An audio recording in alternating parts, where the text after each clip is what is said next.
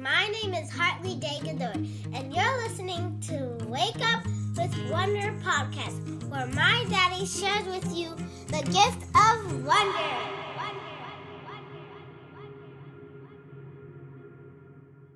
Today's episode is going to be with a friend, Mr. Carlos Ariel then. I had met him about a year and a half ago, almost 2 years now, back on Instagram. He reached out to me, came across my profile, and had asked me if I wanted to do some life coaching certification.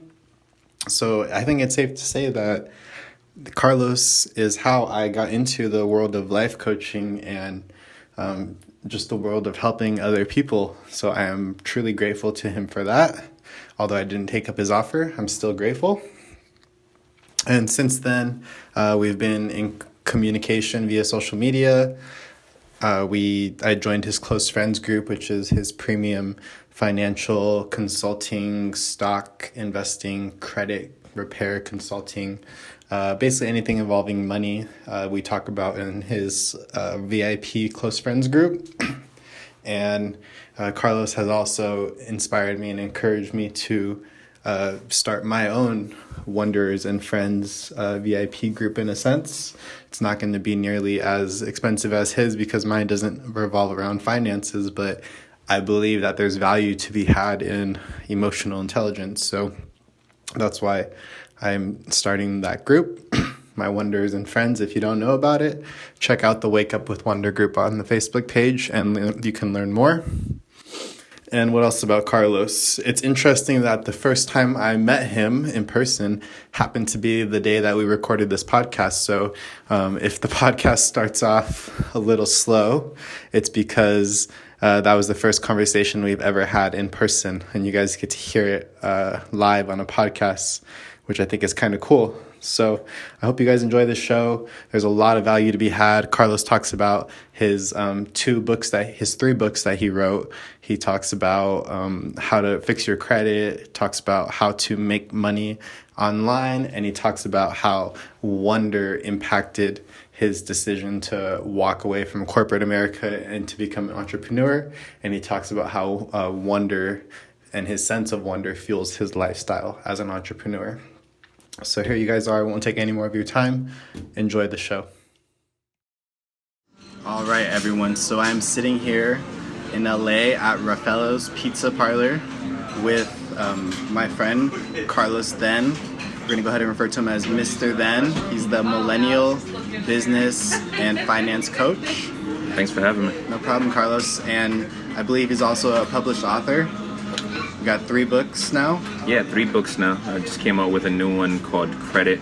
I Give You Credit, a do-it-yourself guide to credit repair. So. Got it. And we also have Learn, Drop the L and Earn. Yep, Learn, Drop the L and Earn was my first book. That one's a very entrepreneurial type of build your own business type of book. And then I also have The Eye of the Beholder. That one's really dear to your heart, right? The Eye of the Beholder? Yeah, that one, it has a lot to do with my, origin. My parents are from the Dominican Republic, and the Dominican Republic is, neighbors to Haiti. And the entire island, is called Hispaniola. But there's such a strange, difference between the two countries. They share the same island, but they're so different. And, I definitely was interested in, why that was. And I did some research on it when I was in school and decided to, publish this work of art. So you have Dominican heritage then, right? So both my parents are actually from the Dominican Republic. I was born here in the U.S. Do you consider yourself Dominican? So I'm asking because in my first episode I did talk about how at one point I struggled considering myself to be a Spanish or a Hispanic American, but eventually I had to own that and embrace that. Was that ever a struggle for you?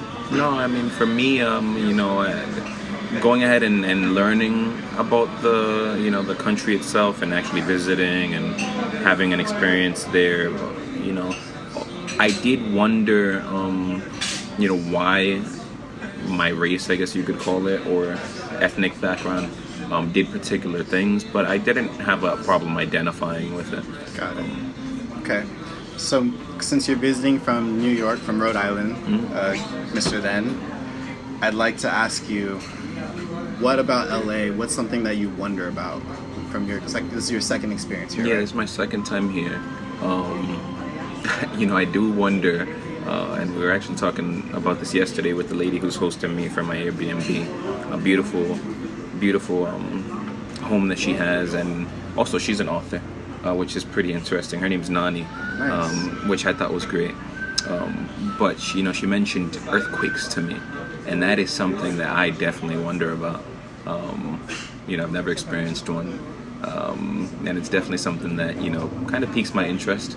Not in the sense that, I want to be in an earthquake per se, but, I kind of want to be in an earthquake, so I guess... It's something worth experiencing to you. Yeah, and it's something that happens here apparently, not all the time, but enough to... It happens enough to where we don't get scared. If you're a local, unless it's a huge one, you might not really freak out. I sleep through them all the time. So it actually makes me wonder how you would react. Like if you would get scared, some people literally freaking run for the hills. Yeah, I can imagine. Yeah, cool. So diving right into wonder, why is wonder important to you? Wonder, I mean, it's interesting because the word wonder itself to me just means so many things. Like, there's, the 8 wonders of the world, you wonder why things happen, or, just in religion and things like that, or miracles, I guess you can call them, or even the word wonderful, there's so many pieces to it that, for me, we could probably sit here and talk all day,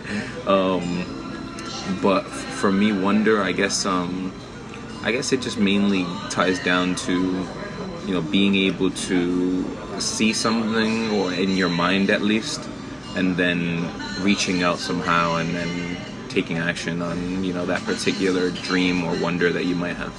So wonder is important to you because not only is wonder like a dream or like a vision or a possibility, but wonder is more so taking action and like making your dreams happen and just living the life that you desire. Well, yeah, because like I mentioned earlier, those 8 wonders of the world, I got a chance to go to Egypt and experience, one of these wonders. And is it 7 or is it 8 now? Did they switch? I thought it was 7. Maybe it is 7. Who knows? I mean, there's 7 wonders of the ancient world. There's 7 wonders of the modern world. Whatever 8. There's the natural wonders of the natural world. So many types of wonders. Yeah. I like to think of the wonders of ourselves, the 7 wonders of ourselves. Okay. Are you familiar with that? No. I mean, you have them, the 7 senses. Oh, Taste, okay. touch, hear, smell. Yeah, of course, makes sense. Those, we embrace I those. just never called them that. Yeah, well, we embrace them in the smallest, minute, sense of we just word. had some amazing pizzas, so. That was some really good pizza. I got to try pepperoni pizza for the first time. Very interesting how you guys call it pepperoncinis, right? I call them banana peppers. Banana peppers, and we call them pepperoncinis. Yeah. So the guy was he was really confused when I mentioned that. And he's like, "You mean pepperoncinis?" And I'm like, "You mean banana peppers?" You had him wondering, bro. All right, so that's that amazing word. Question: what was the last time you lost your sense of wonder? Last time I lost it? Probably when I worked in the corporate world. You worked in the corporate. How long ago was that? That was more than 2 years ago now, which almost seems like crazy to me. But I used to work in a bank. In a bank. Mm-hmm. So when you're working at this bank in the corporate world, were you a manager or consultant? Yeah. So I was a manager. I was a relationship manager, basically a glorified banker. And it just wasn't. It wasn't something that kept me wondering. It was just so robotic, the transactions every day, and so unimaginative and so dull and boring. And me, I always say, like, if you're not learning anymore or you're not earning anymore, it's not worth your time. So you were how old at that time, if you don't mind me asking? So right now I'm 28, so I was like 25, I guess. Yeah. So if you didn't do something about it, then you would have been on that path to die at 25 and be buried at 75. Yeah. Cool. cool. Well, that's why I do this podcast, because I don't want people to get lost in the day-to-day bustle. I like to refer to it as the force of average. Okay. So how long were you in that state, that force of average, before you realized that you actually maybe lost your sense of wonder? 5 years. You were in that position for 5 years before you realized. Wow. That's heavy. That's a long time. Yeah, I mean, I had to draw a line in the sand, basically, and was like, no more. Was there a defining moment or action that caused that? Yeah, so I kind of go into this in my story when in my book, but essentially what happened is I'd gotten to a position where like I said, I wasn't learning anymore, I wasn't earning anymore. They didn't want to give me a raise, and I was just like, okay, well, let me move into another position, and maybe then at least I'm learning something else. Yeah. And I wanted to be like a project manager, and it seemed interesting to me. I had some things, but there was a catch-22. In order to be a project manager, you had to go ahead and you had to be PMI certified or something like that, project management certified. And in order to get project management certified, you needed to have experience in project management. Right. So it's like catch-22. Yeah. How do I get experience if I can't, And that was when you realized it wasn't for you, and you had to figure out your own path. Yeah, and even though I made great relationships there, like they say in the corporate world, drinking the Kool-Aid, rubbing the right elbows, I was doing all that. I was friends with the marketing manager, I had the right connections, it just wasn't the right time. So I'm sure when you first got into that role, that position, you were feeling great, you were feeling top of the world, but towards the end, once you had lost that sense of wonder, how were you feeling? I felt like, I was stuck in a hamster wheel. Just depressed, or not that far, just stuck? Just lost, I mean, maybe? Thankfully, I've always had a way of, dealing with depression and anxiety. I've always, I started boxing, when I was, 12 years old. And, I've been doing so ever since. So that allowed me to have, a lot of discipline. Your outlet. An outlet, That's good. Which helped substantially, because otherwise I don't think I would have been able to last that long. Yeah. But yeah, I mean, it got to the point where I was getting migraines, my health was deteriorating, and it was because, of my mental state. So one thing I wonder about, that feeling that you were towards the end of your corporate career, that deteriorated mental state, when you first become an entrepreneur, in my experience, I'm on that path myself, it's a struggle, and it could be challenging, you could be sad, you could be mentally drained and depleted. So is that feeling comparable? Is that feeling less? Is it greater than the feeling that you had in the corporate world when you were struggling? I would say it is less, because the thing is you're not working towards somebody else's dreams. You're working towards your own. And when you have that type of motivation to go ahead and accomplish your goals, not the company's goals, not, hey, we need to make 100K this year for Bob. It's 100K for you. So it's a lot more significant and a lot easier to manage, the troubles, I guess you could say. So I'm hearing you say, the more clear you are on your goals and your vision and your reasons for doing it, then the easier it will be to deal with the struggle and the slow times. Yeah, and I mean, one thing that I've realized is, every entrepreneur has a story, I guess you could say. A moment where they were kind of, struggling somehow, and they were able to get through that to reach higher levels. And it's amazing that that they call testimonies what they do, because I feel like you have to go through a test a lot of times in order to have that testimony. Amen. Definitely. Testimonies can be powerful, and they can be inspiring to other entrepreneurs as well. So I personally, as an entrepreneur, as a podcast speaker, just as a regular person, I don't consider myself to be inspirational, nor motivational. I don't think it's my job to inspire people, because inspiration fails. Okay. How do you feel about that? Do you feel like your job is to motivate, inspire? I mean, I like to motivate and inspire people. I don't feel like it's my job. I feel like in doing what I have to do to help people, that I'll accomplish everything that I need to in life, but also somehow, some way, that will inspire somebody or motivate them to get to where they want to do. I've done nothing but try to reach my goals, and in doing so, people have reached out to me and said, like, hey man, like, you inspire me, like, and it's touching. Really? But I mean, like, that's not really my mission per se.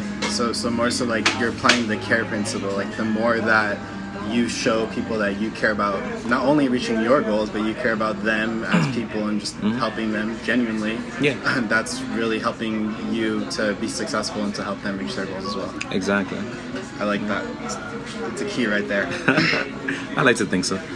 So we talked about when you lost your sense of wonder. When was a time recently that you were just totally in a state of awe, in a state of wonder? Recently? The most recent time. Would have to be when I started doing like serious option trading. I was like, wow, like I just made this amount of money in a day. And it's not about like the money really per se, but more of like people think about money so much, and they care about it so much, and they struggle with it so much. And then, like, you can make $37,000 in a day. Like, that's some people's, like, annual salary. Say that number again? $37,000. $37,000.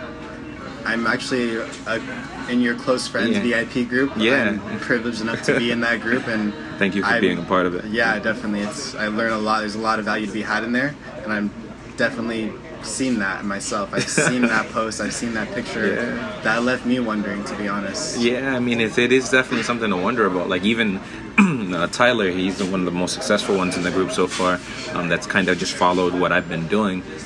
He went ahead and he literally just copied one of the trades that I did and went with it. It was a Tesla one, the one that I made $37,000 off of. And he made like 12 grand off of that. And he's like, man, like, you just paid for my down payment on my car. Right. And I'm like, oh, I mean, I didn't pay for it. You did. You did that. And he made the moves. Yeah. You just had the I just put him there. Yeah. The timing. You were the timer. Yeah. So he took advantage of that opportunity. I didn't make him take advantage of that opportunity. So that's something that's very important with action. And then why I always suggest that people take action, even if you fail. Like maybe he wouldn't have made that much money, but at least now he has an experience that he can learn from. He just made $47,000 the other day, and he did that without me kind of guiding him in that direction. So it's like you led him to the water the first time, and now he knows how to get back there himself, and he's just taking off. Yeah. Wow. So I like how you spoke about action. Mm-hmm. It kind of takes me back to your book. When I read the Learn, Drop the L, and Earn book that you wrote, it personally made me feel hopeful, and I was not expecting to feel hopeful reading that book. The reason I felt hopeful is because there were so many different options and ways to make money online. I think you mentioned 7 or 8, maybe. Yeah, just 9. about. Yeah, there's quite a few ways. There's a lot. Yeah, there's more than that. Yeah. So it was hopeful having all these knowledge and information of how you could make money. But to me, hope and wonder without action is nothing. Yeah. So the hope made me wonder like which way would be best for me and which way I could pursue. And then what I really liked about your book is that you followed up with action steps, and you put a system, you put a step-by-step game plan that you could follow to get into that industry. Yeah. So for example, one of the industries was coaching, and I utilized the steps that you put in there to get into the coaching industry, to get certified. You showed us the 4 different routes that we have to get certified, and I'm in the works of doing that. And also I think you mentioned like broadcasting on YouTube and blogging, and which is podcasting, which is what we're doing here basically. So you put in your actions and stuff. I'm taking action. I'm taking the steps. That's good. I'm proud of you. Now, on your second book, I haven't had a chance to read that yet. I Give You Credit. I Give You Credit, yeah. Yeah, because it's an easy guide to, you're giving people back their credit repair, right? Yeah, so essentially what it is it's just I help people fix credit. So in order to do so, it takes time. You know, people would call me, they want to go ahead and have an hour, 2-hour conversation about how to fix their credit. I give them free information, and then it's just kind of like, you know, was it really worth my time? So I did this as something that would help people who didn't really have the time or the resources to fix their credit, but might want to do it on their own time when they could. Got it. So I wrote the book, I wrote the templates, I pretty much told people exactly what I would do for them, step by step. Very valuable. So I wonder about this, and I think I know, but I don't want to assume. I want to ask you. Yeah. I was looking at your books on Amazon, and I noticed that the I Give You Credit is, I think, twice, maybe 2.5 times the cost of your other book, so it's significantly more expensive. Why is that? I think I know, but why is that? There's two reasons. So the first reason is it's actually something that has the actual service cost associated with it, so that if you were to go ahead and hire me to fix your credit, an initial consultation for that is just $275 alone. So it's something that I'm also providing you with resources, actual letter templates that you can go ahead and use word for word and mail out to these particular places. So, do you mind giving our listeners an example of one of these resources? Yeah, so let's say, for example, you go ahead and a lot of people don't even realize that they can get their annual credit report for free from annualcreditreport.com. But you go there and you get your actual credit reports. You get them from all three bureaus, which are Equifax, TransUnion, and Experian. And then once you have that actual report, a lot of people don't realize that there's errors in that report. So 8 out of 10 people actually have at least one error in their report, and that affects your credit negatively. Credit is made not necessarily for us as consumers, but as banks, in order to evaluate risk and in the long term basically charge interest on things that they can make money off of. So I provide you with letters that will allow you to say, for example, you have a student loan on there that was in arrears, so you went ahead and you hadn't paid it in a while, so it got sent to collections. So you have an actual template inside of the book that for these letters that you can send off to your collection agencies or to the credit repair companies, and you can basically challenge with the letter. And using the law. For them. Using the law. So they don't have to write the letter, they can just use the outline that you provided. Yeah, you just plug and play.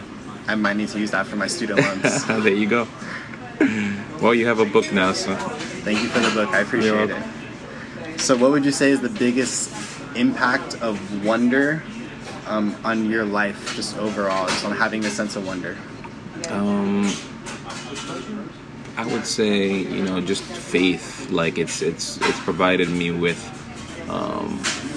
the ability to almost not wonder if I'm gonna be okay. So wonder for you is it's almost a solid foundation in the sense that it's a belief. Yeah. Like you feel so strongly about wonder that whatever you wonder about, you believe in it, that you can make it happen, or that it's going to be all right and work out. Exactly. Wow. That's a mindset. I really believe wonder is a mindset. Yeah, I agree. Amen. Amen, my brother.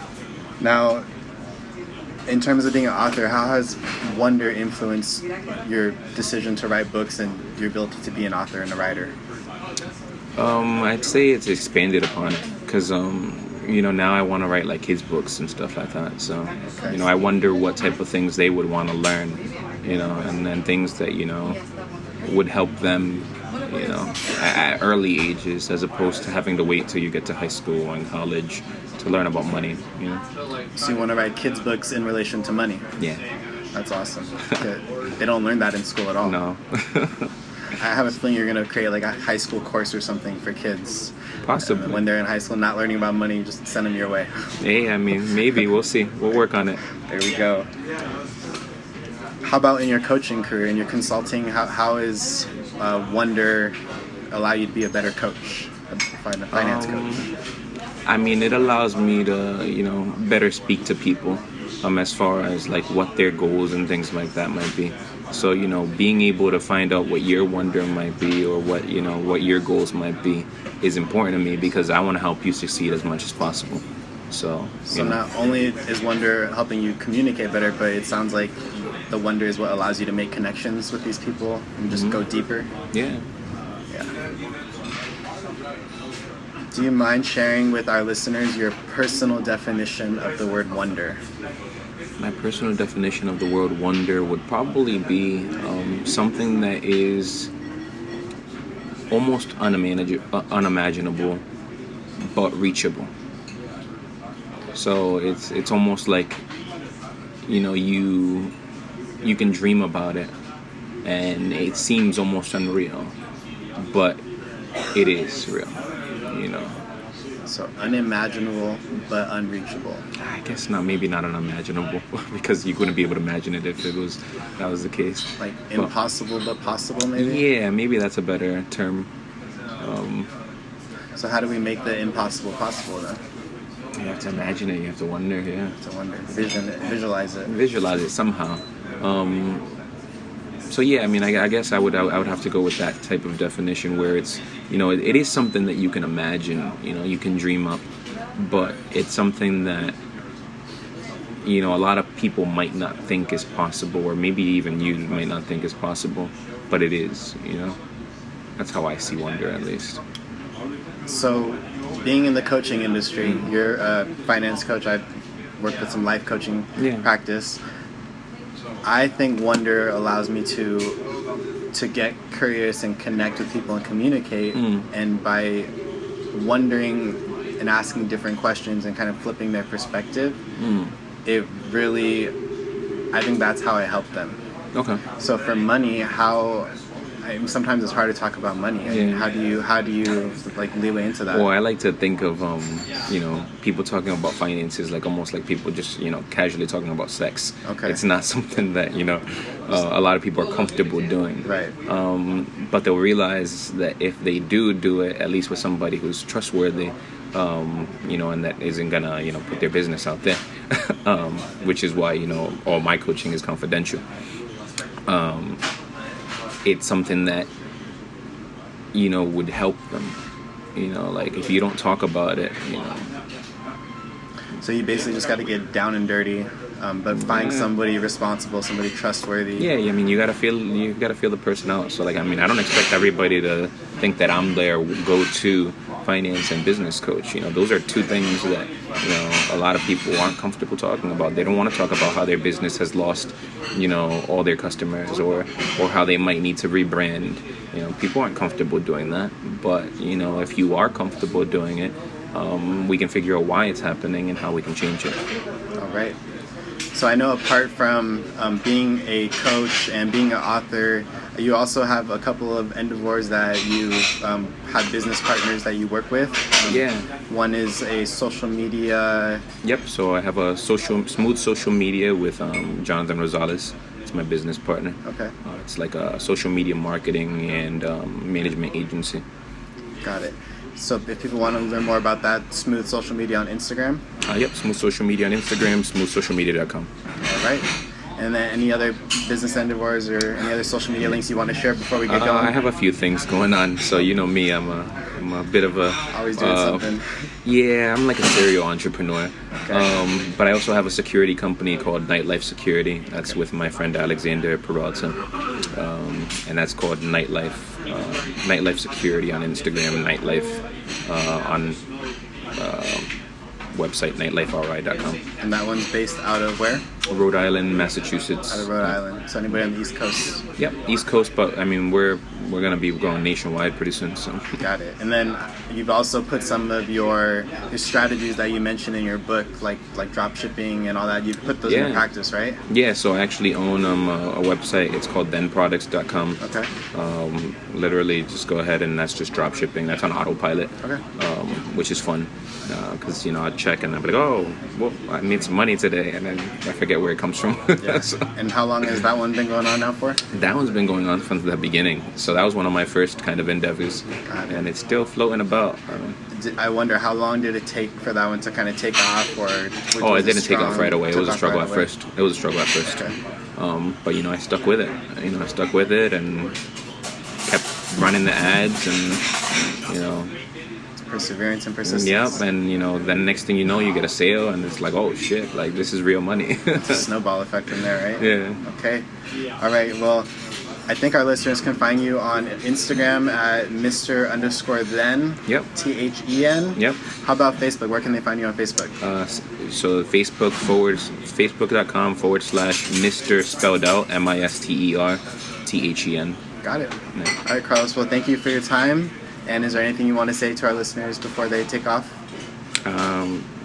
Live long and prosper. Live long and prosper. That's it, guys. Live long and prosper. Thank you for listening, and wake up with wonder. So there you guys have it. That was my conversation with Carlos Ariel then. It was an interview with Mr. Then, the Millennial Finance Consultant. If you want to learn more about Carlos, you can go to basically any social media platform, Instagram, Facebook, Google, and just type in Mr_then, THEN, or you can go to his website, Mr_then.com. And to learn more about myself, you can go to the website wakeupwithwonder.com, or you can go to Facebook. We have a new Wake Up with Wonder page, and we're starting a new Wake Up with Wonder VIP close friends group. So thank you for listening. If you found value in today's podcast, please leave a review on iTunes or Apple Podcast. I'm committed to getting 25 reviews for this podcast before July, so every review counts. And if you think that you know a friend who could use some credit repair or who would just enjoy this podcast, maybe they're on their entrepreneur journey as well and wonder has affected their entrepreneurship journey, then you can share this podcast with a friend as a direct message, send them the link, whatever you got to do. But let's work together as a team and spread the gift of wonder and grow this podcast and grow the movement. And as the time of this podcast, I'm not sure if there are any more free spots available in the Wonders and Friends community. I was giving away 5 free spots initially. But if there are, I am willing to give away a spot. Just direct message me at Jason B. Godoy on Facebook or Instagram. And even if there aren't any spots available, just say you heard it on the podcast and I might open up 5 more free spots. Thanks, guys, for listening. And I look forward to talking to you again next week on Wonder Wednesday. Goodbye.